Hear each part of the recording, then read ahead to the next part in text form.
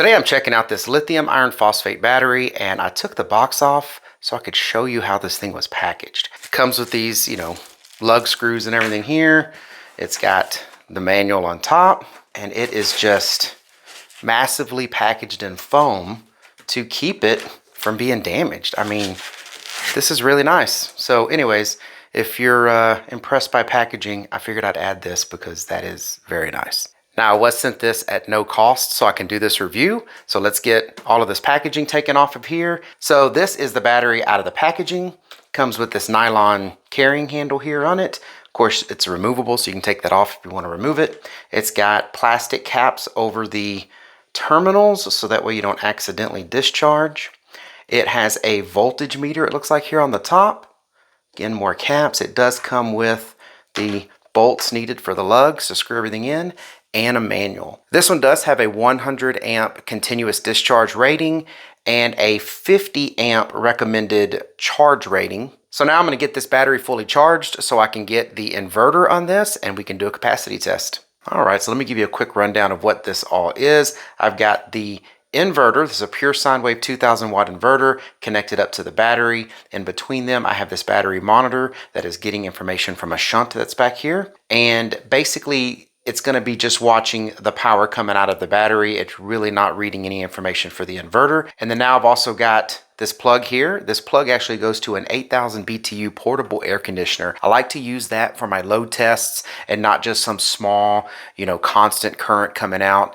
One, sure, that might, give you better ratings on how the battery's doing, but it doesn't give me a real world scenario on how these batteries are going to be used. Very few people are just going to be drawing out like 10 amps constantly from these batteries, right? So I put this air conditioner on there so it can pull, 50 to 60 amps. That's usually about half of the continuous power on a battery like this. And then it has its compressor kicking on and kicking off, which is its peak power. So this compressor can actually kick up in the 2 kilowatts of power when it starts up, which will peak out this inverter. The inverter has been tested and it will handle it, but that also lets us test this battery's BMS to see if it can handle the peak. So we're going to go ahead, get this thing started, and just see how this battery handles this load.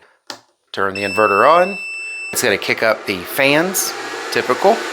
The LCD on the air conditioner is kicking on. Now the actual air conditioner itself is kicking on.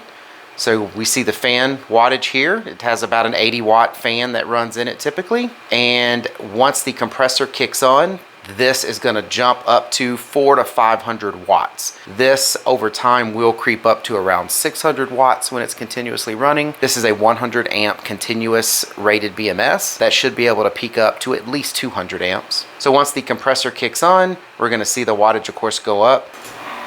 All right, so there goes the compressor. So since this handled the compressor kicking on and that peak with no problem, I'm going to let this continue and we'll pick up when the battery gets low. 2 hours later. So it may look like there's a lot of power left. It's at 12.7 volts. But what I noticed is, we're at 96.1 amp hours. So it did kick off to just the fan, but when it had a load on it, which was just a minute ago, this was actually down pretty low and the voltage was getting pretty low. So I was actually expecting it to kick off, but by the time I got the camera going, it went back to just the fan mode and we're still running. So I don't know. I don't know if it's going to be able to handle another compressor kick on, only based on the fact that it's at 96.1 amp hours already, and I can't imagine there's that much juice left in the battery. So we're going to watch it and see. Yep, there it went. I saw it turn this off.